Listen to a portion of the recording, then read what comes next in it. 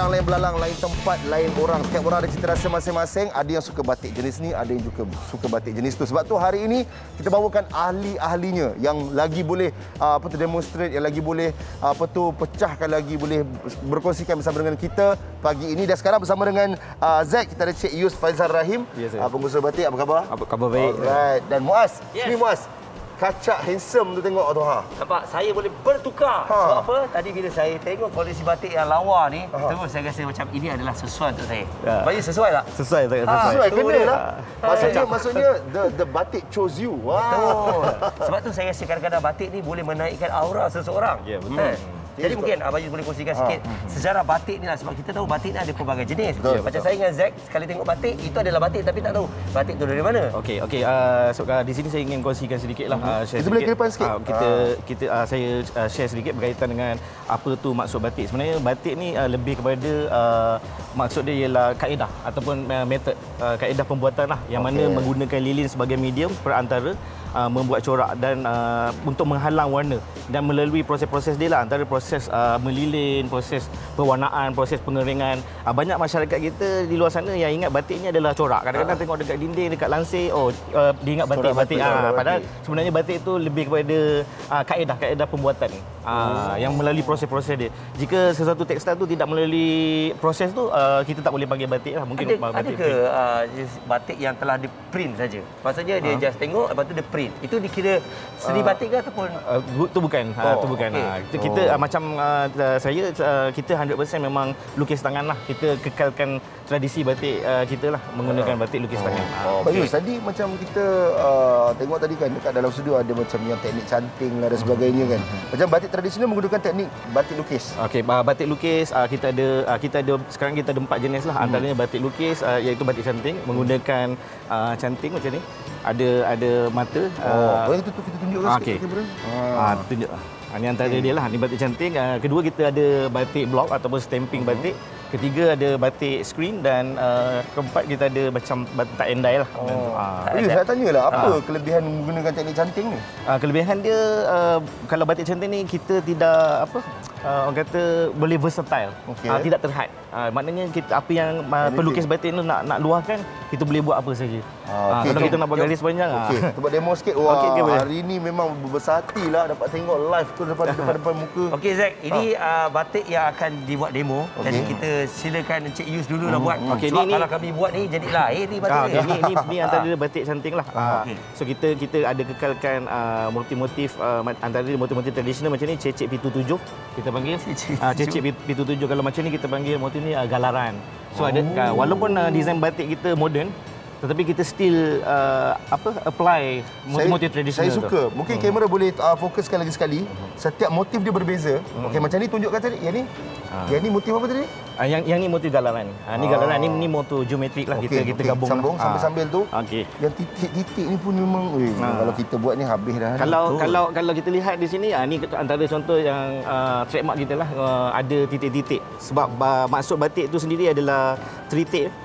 Macam tu. Jadi kalau setiap corak yang ada dalam satu baju atau satu kain ni, adakah lagi banyak corak lagi mahal kain batik tu? Betul juga. Dia sebenarnya harga batik ni bergantung kepada art tu sendiri. Daripada segi teknik lah, berapa banyak kali proses pembuatan dia. Kalau simple murah sedikit lah. Kalau tindanan melalui teknik overlapping, dia akan banyak lah. Sambil-sambil tu saya suka betul tengok. Lepas tu yang tengok dekat situ dia macam dia macam ni macam kuali kecil. Ni lilin lah. Lilin yang dicampur dengan resin lah, lemak getah kita panggil. Lemak getah. Okey, selain daripada canting, selain daripada canting ni teknik apa lagi yang biasa Cik Yus gunakan? Kita ada guna teknik ikat dan celup. Tapi kita sekarang more to batik canting lah, sebab kita nak kekalkan tradisi. Ikat dan celup tu macam tie-dye tu lah. Macam tie-dye lah. Batik blok. Kita pun ada buat batik blok. Alright. Okey, jadi kalau kita lihat dari segi material kain ni, kain ni pun semua sama ke untuk dicanting? Adakah kain yang lebih lembut boleh digunakan juga? Kain ada pelbagai jenis kain. Antaranya kita buat yang sekarang ni adalah kain cotton lah. Seperti yang saya Cik pakai. Ini adalah kain cotton poplin. Kita ada cotton mercerized, kita ada cotton lawn, kita ada Fuji, kita ada satin silk, kita ada chiffon. Ini pun berbeza. Banyaklah, kita ada linen. Harga lah kan? Bergantung pada harga juga. Kalau standard macam yang Muaz pakai ni, berapa harga ni lebih kurang? Ni lengan pendek dalam harga 200.5. Patutlah dalam tu, dalam TV pun nampak cantik. Itulah, memang tadi Muaz terus terang bukan sebab kita member tapi Muaz pakai tadi, Zat sendiri macam betul lah batik ni pilih Muaz lah. Betul lah. Saya pun bukan tak percaya pada diri sendiri. Bila saya tengok, ini saya. Baik, Cik Yus. Apa tu permintaan batik? Macam kita tahu, zaman-zaman saya, waktu zaman-zaman saya kecil dulu sekolah tu kan, saya ingat mak ayah memang suka betul batik dan seramai lah. Memang batik memang famous. Tapi keadaan sekarang ni, fashion yang berubah-ubah. Apa pandangan Cik Yus? Sebelum ni saya banyak buat batik more tu kepada pakaian perempuan. Pakaian perempuan seperti baju kurung, baju kebaya kan. Tapi saya cuba try market pada tahun 2020, 2021, 2022. Saya try tukar kepada menswear.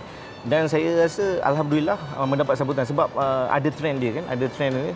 Berketepatan pula dengan pengumuman Perdana Menteri kita mengumumkan 3 Disember sebagai Hari Batik Malaysia. So selepas itu mendapat permintaan dan sambutan yang tinggi. Terutama sekali adalah untuk pejuang awam lah yang mencari batik. Betul. Okey. Jadi kalau kita tengok ini adalah teknik cantingan. Dan belah sini dia dah masukkan color. Dia dah masuk color. Saya ingat nak dia bagi boleh tengok macam mana pula teknik untuk memasukkan color ni. Masuk color ni color motif lah antara dia. So kita boleh color masuk ni lah. So inilah tujuan, inilah maksud batik, iaitu lilin digunakan sebagai medium penghalang supaya warna tu tidak pergi di tempat lain. So dia berbezalah dengan tengok cara dia ni macam agak renyah juga ni. Kalau untuk satu projek batik ni berapa lama ambil masa dia?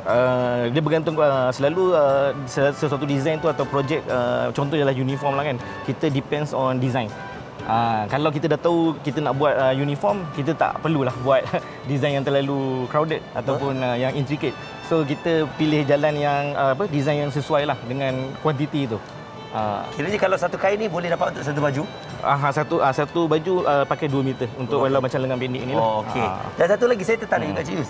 Apabila kita menggunakan getah, ini macam teknik tradisional juga maksudnya. Ya, betul. Berkurang lamanya memang pakai getah. Kenapa? Kenapa tak dia ada diinovasikan? Tak, sebab ni function dia untuk nak meregangkan kain saja. Untuk meregangkan kain sajalah. Lepas tu ni guna paper clip kan? Paper clip. Sebenarnya pin pun boleh. Ada setengah tu kalau di luar negara sana dia menggunakan pin paku payung tu. Dia bergantung kepada sesuatu tempat tu lah. Bergantung pada sesuatu tempat lah. Kalau macam di bengkel batik saya, kita punya production kita pakai satu tiang dan kita ikat tali naik atas. Dia macam buat kek lah. Kalau siap satu naik. So maksudnya, kita boleh buat dalam kuantiti yang orang banyak. yang menguruskan setiap cantingan batik ni hanya seorang ataupun ada 2-3 orang yang ada 2-3 orang lah. Tapi kalau macam contoh untuk eksklusif punya batik, kita seorang lah, satu kain satu orang. So dia dan juga apa yang kita punya konsep kita ialah rate unlimited. Means satu kain tu hanya satu je dalam dunia. Dan kita nak buat balik tu takkan boleh. Macam yang Muaz pakai satu dalam dunia. Satu dalam dunia. Brother. Wow. So itu yang special kita lah. Okey, Cik Yus, cakap pasal satu dalam dunia kan. Okey, dari segi pemakaiannya, macam batik sekarang dengan batik yang dulu kan. Macam perubahan masanya, secara fashionnya dan sebagainya, bagaimanakah Cik Yus melihat? Okey, memang ada perubahan lah dari segi inovasi, terutama sekali daripada segi fashion. Untuk penonton cik berdua, okey, sebenarnya kalau kita ikut pada zaman dahulu, sebenarnya kita zaman dulu lah, kita lahir je dah dengan batik. Cuba teka. Oh, iyalah betul lah. Kita berlahir je dulu dah kain andoh, kita duduk dalam buayan batik, dengan batik betul, kan. Betul. Sampai kalau kita mati pun kita pun batik. Itu antara falsafah dia lah. Okey, jom kita tengok. Ini antara end product lah. Ini kalau minum kopi dengan Cik Yus ni, memang banyak falsafah terkeluar ni. Okay. Nampak? Ini adalah koleksi batik yang sangat-sangat menarik. Saya dan juga Zek bila tengok ni pun banyak kali sampai pening kita nak pilih. So kita mau tu buat color-color yang terang-terang, yang tapi nampak gayanya yang muat ni kot kaki. Cantik ah bos. Ni. Nice. Kita buat yang antara yang color-color yang menarik lah. Color-color yang ceria ni saya rasa anak-anak muda pun suka pakai. Maksudnya kita tak adalah rigid macam kalau batik je orang-orang lama yang pakai. Sekarang orang muda pun ramai dah memilih batik sebagai pilihan tau. Jadi kita boleh mix and match, bukan saja pakai seluar slack, malah kita boleh pakai seluar jeans. Slow jean, kasut putih. Betul. Itu semua trend sekarang lah. Macam ni. Macam ni. Cuba letak. Kan, slow jean dengan kasut putih.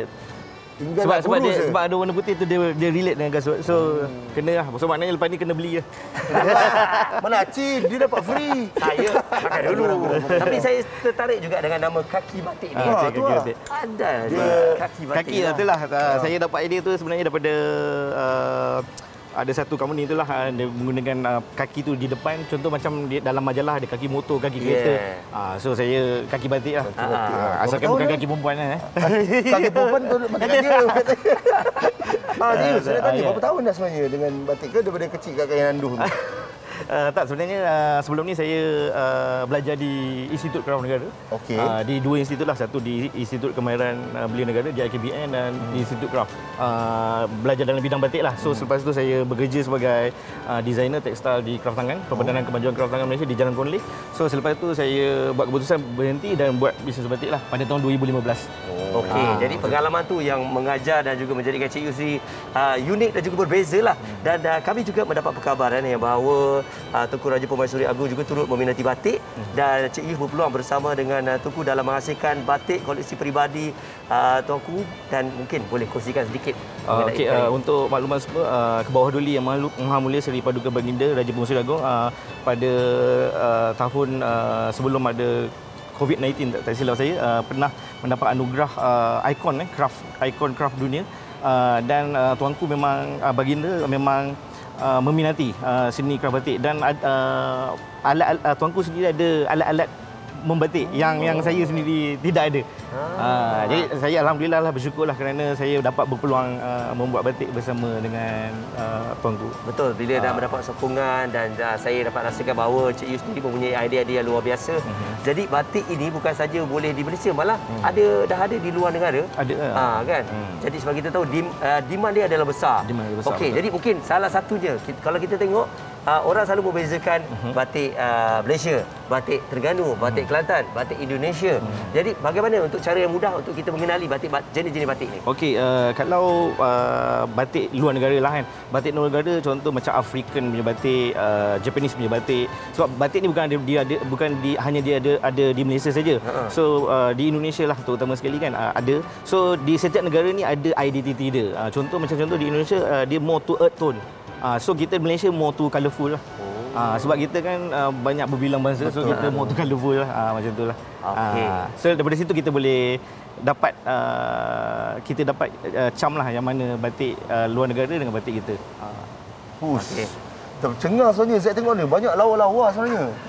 Kalau macam batik macam ni kan, lepas dah buat macam tu satu hal, dah lama. Nak menjahit pula, menjahit kita ada tailor kita lah. So memang semua takkan ada lah. Macam katanya kalau Malaysia ni satu benda Muaz. Pakai semua nak sama adik-beradik. Memang tak dapat lah. Tak dapat lah. Memang kena lain.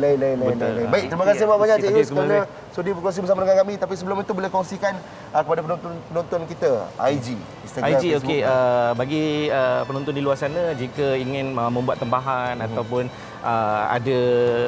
ingin membuat tambahan uniform ke tambahan secara pakaian peribadi sendiri, bolehlah layari Instagram saya kaki batik, iaitu KAKEEBATIK. Okey, jadi kepada anda semua jangan lupa follow dan izinkan saya memperagakan ni sampai habis ya. Boleh. Cik Yus takut nanti tiba-tiba dah tak ada baju. Tak ada baju.